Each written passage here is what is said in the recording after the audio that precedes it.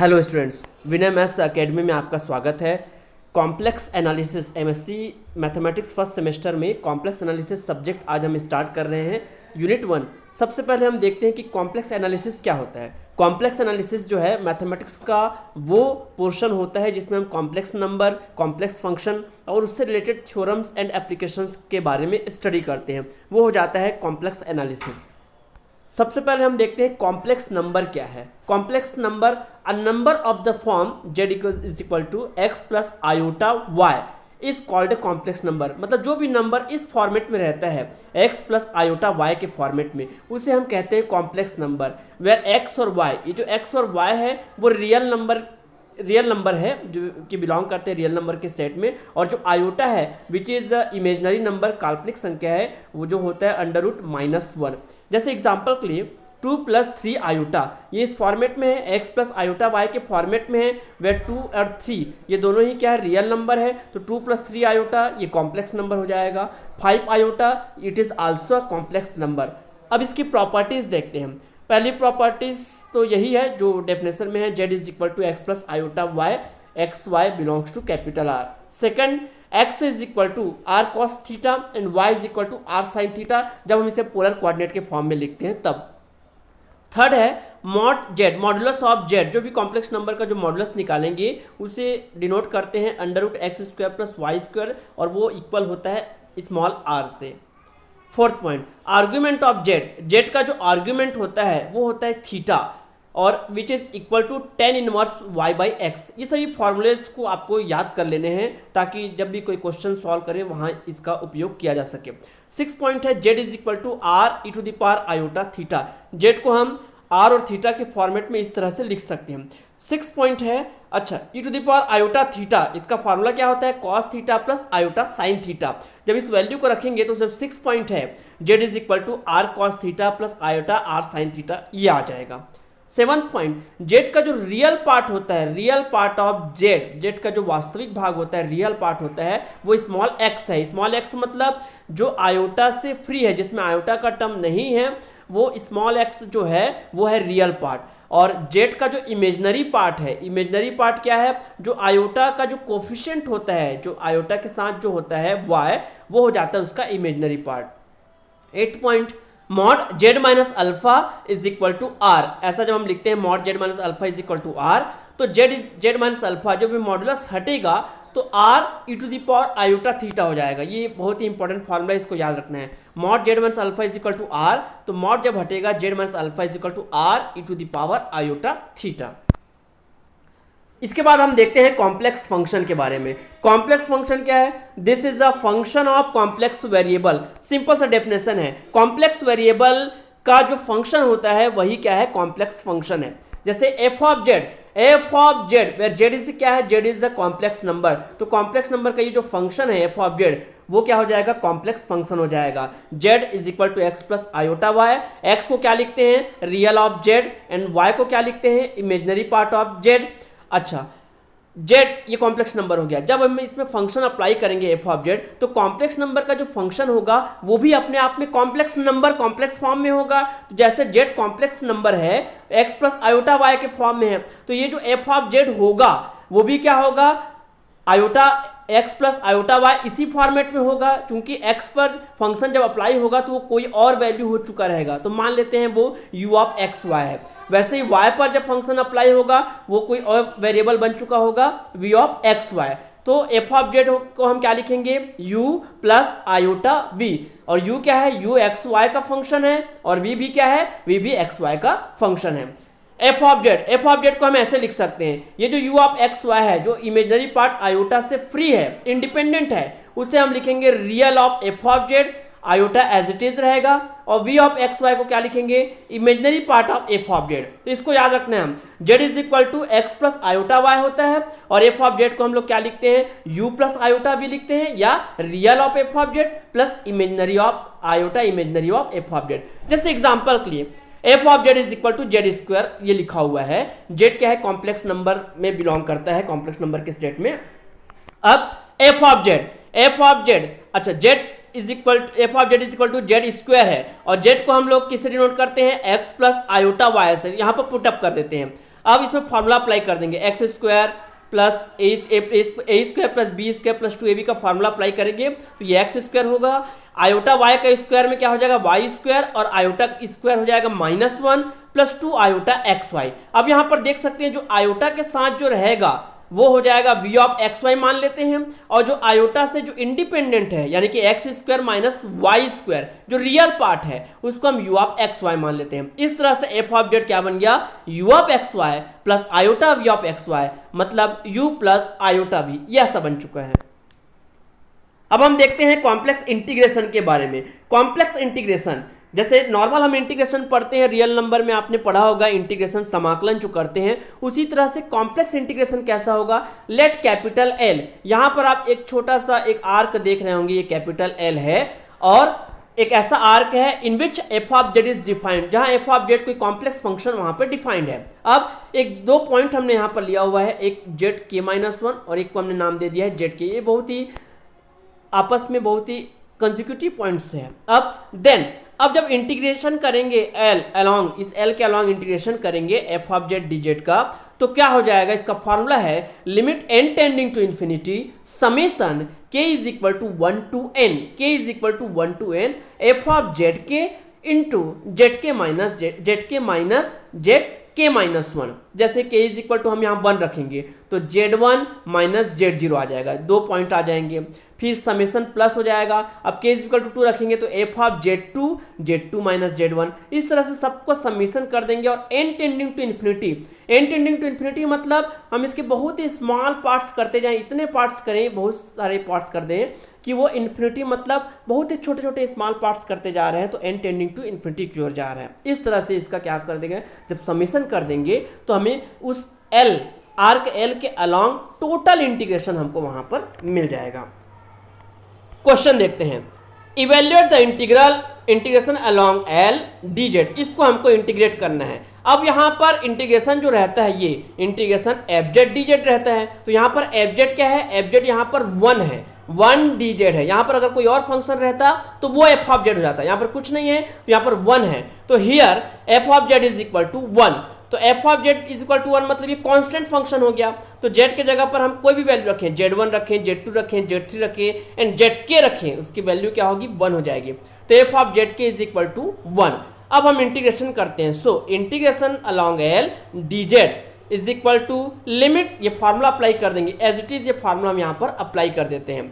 अच्छा, ये भी आपको देखना है कि हम किस तरह से लिख रहे हैं। जब भी एग्जाम में कोई क्वेश्चन आए तो हमको जो भी हमारे पास है वहाँ से स्टार्ट करेंगे, जो फार्मूला हमें मालूम है वो फार्मूला को लिखेंगे, और किस तरह से हम लिख रहे हैं इसको भी हमको इस पीपीटी के माध्यम से देखना है।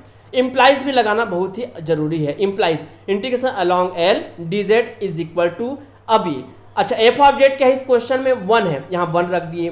1 रखने के बाद अब यहाँ पर समेसन को ओपन करते हैं, के इज इक्वल टू हमने यहाँ 1 रखा, फिर के z1 माइनस z0, फिर समेसन की जगह प्लस के इज इक्वल टू 2 रखेंगे, z2 माइनस z1, इस तरह से कहाँ तक जाएगा, लास्ट है n, zn minus zn minus 1। अब इस समेसन को अगर आप ध्यान से देखते हैं तो यहाँ पर देखो ये जो z1 है और ये माइनस z1 कैंसिल हो जाएंगे, ये z2 ये माइनस z2 कैंसिल हो जाएंगे। इसी तरह से यहाँ पर कहीं zn माइनस 1 होगा और ये zn माइनस 1 कैंसिल हो जाएगा। आखिरी में क्या बचेगा, ये zn बच जाएगा और ये z0 बचेगा, zn माइनस z0। अब ये zn z0 क्या है, z0 मतलब इनिशियल पॉइंट, उस आर्क का जो इनिशियल पॉइंट है वो होता है z0, और zn मतलब उस आर्क का जो लास्ट पॉइंट है वो है zn। मान लेते हैं जो लास्ट पॉइंट उसको हमने बीटा नाम दे दिया और इनिशियल पॉइंट को z0 वो अल्फा नाम दे दिया, तो यहाँ पर क्या हो जाएगा बीटा माइनस अल्फा। अब इसमें n रहा नहीं, n से इंडिपेंडेंट है तो लिमिट लगाने पर भी वही क्या आएगा, बीटा माइनस अल्फा।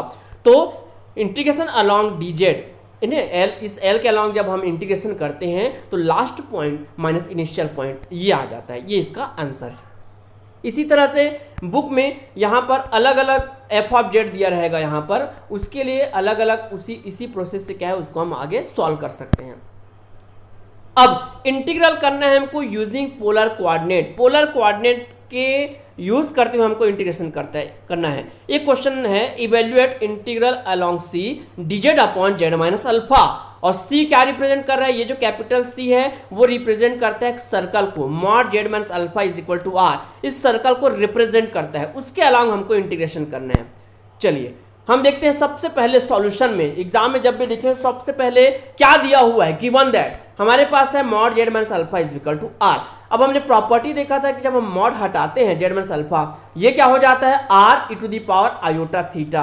अब अल्फा तो कोई पॉइंट है, फिक्स्ड पॉइंट है, तो डीजेड, तो डी अल्फा ये 0 हो जाएगा, डीजेड इज इक्वल टू, अब आर रेडियस है वो फिक्स्ड है, उसको आर कांस्टेंट हो गया। अब e to the power iota theta क्या हो जाएगा, iota e to the power iota theta और d theta.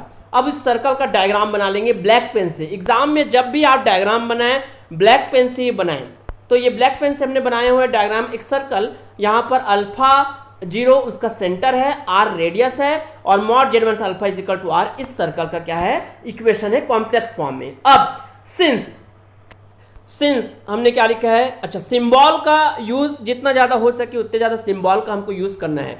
Since c, capital c represents a circle, एक सर्कल को रिप्रेजेंट करता है, तो सर्कल में देयरफॉर थीटा जो होता है वेरी करेगा कहां से कहां, 0 to 2 पाई, किसी भी सर्कल के लिए 0 से 2 पाई तक वेरी करेगा थीटा की वैल्यू। सो अब यहां पर integral along C D z 1/z minus alpha dz, जिसकी वैल्यू हमको निकालनी है वो हमने लिखा हुआ है। अब कैपिटल सी सर्कल है, उसके लिए लिमिट क्या हो जाएगा, 0 to 2 पाई हो जाएगा। अब ये जो z माइनस अल्फा है, यहां पर आप देखिए z माइनस अल्फा का मान क्या है, r e to the power iota theta, उसको हमने यहां पर लिखा हुआ है r e to the power iota theta. और ये जो dz की वैल्यू है यहां पर हमने फाइंड की है, उस वैल्यू को यहां पर रख देते हैं। अब देखो इसमें जो जो कैंसिल हो गया वो कैंसिल हो जाएगा, आयोटा डी थीटा बचेगा। अब आयोटा जो कि √-1 होता है वो कांस्टेंट है, डी थीटा का इंटीग्रेशन क्या हो जाएगा, थीटा लिमिट लग जाएगा 0 to 2 पाई। अब थीटा के जगह एक बार 2 पाई रखेंगे, माइनस उसी थीटा के जगह लोअर लिमिट रखेंगे 0। तो इस तरह से इसका इंटीग्रेशन क्या आ गया, 2 पाई आयोटा, ये हो गया इसका सॉल्यूशन। अब हम देखते हैं कंटूर क्या होता है। कंटूर से आप क्या समझते हैं, कोई एक कंटूर जो होता है वो एक कंटिन्यूअस चेन होता है और finite number of regular arcs, finite number के रेगुलर आर्क्स का एक कंटिन्यूअस जो चेन होता है उसे हम कंटूर कहते हैं। ये सर्कल भी कंटूर है, ट्रायंगल भी कंटूर है, इस प्रकार का डायग्राम भी कंटूर है, जिसको हम फाइनाइट नंबर के छोटे छोटे चेन से कंटिन्यूअस रूप से बना सकते हैं। अब कॉम्प्लेक्स इंटीग्रल हम देखते हैं as a sum of 2 line integral. 2 line integral के अलोंग अगर हम कॉम्प्लेक्स इंटीग्रेशन कैसे करेंगे, देखो इससे पहले हमने क्या पढ़ा, हमने पढ़ा एक इंटीग्रल, हमने पढ़ा अलोंग क्या एक आर्क पढ़ा, उसके बाद हमने इंटीग्रल पढ़ा अलोंग एक सर्कल के अलोंग। अब हम देखते हैं कि सम ऑफ 2 लाइन इंटीग्रल के अलोंग कैसे इंटीग्रेशन करेंगे, इवेल्युएट करना है। क्वेश्चन देखते हैं, evaluate the integral along 0 to 1 plus iota, और ये फंक्शन है dz है। सिंस हम क्या जानते हैं, z इज इक्वल टू क्या होता है, कॉम्प्लेक्स नंबर क्या होता है, x प्लस आयोटा y होता है। अब यहां पर देखो एक पॉइंट है 0 और एक पॉइंट क्या है 1 प्लस आयोटा। तो सबसे पहले हमको क्या करना है, ये 0 को रख कर देखेंगे, क्योंकि dz है, dz मतलब ये जो लिमिट है किसकी लिमिट है, z की लिमिट है। तो एक बार z के जगह यहां पर 0 रखेंगे, z के जगह पर अगर हम 0 रखते हैं, ठीक है, तो ये क्या हो जाएगा 0 प्लस आयोटा 0 आएगा। 0 को हम क्या लिख सकते हैं, 0 प्लस आयोटा 0 के फॉर्म में लिख सकते हैं, मतलब 0 0 एक पॉइंट हमको मिल गया 0 0। ये जो 0 है x का वैल्यू और ये जो 0 y का वैल्यू यहां पर मिल गया।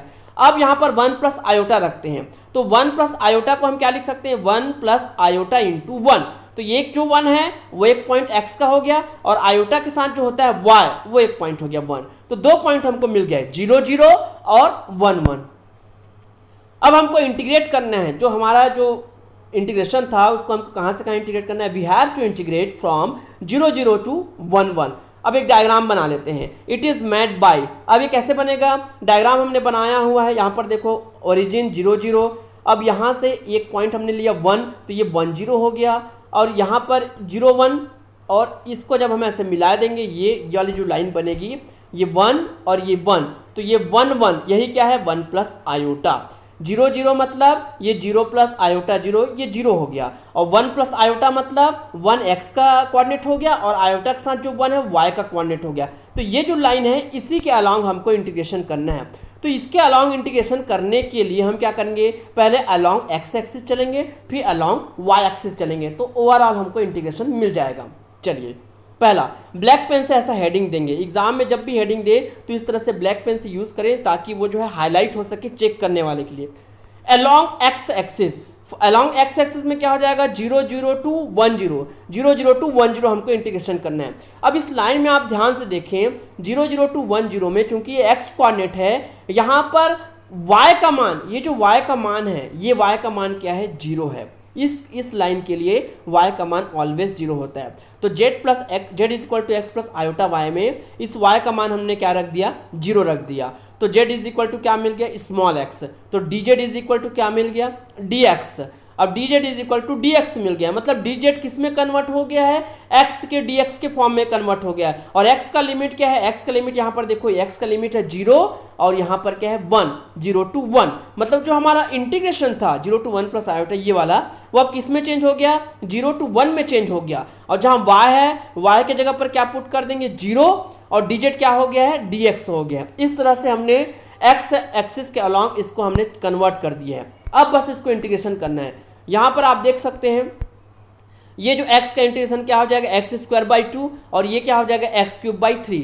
तो यहाँ पर x square by 2 limit 0 to 1, x cube by 3 limit 0 to 1। Upper limit लगाएंगे एक बार 1 माइनस 0, यहाँ पर भी 1 माइनस 0।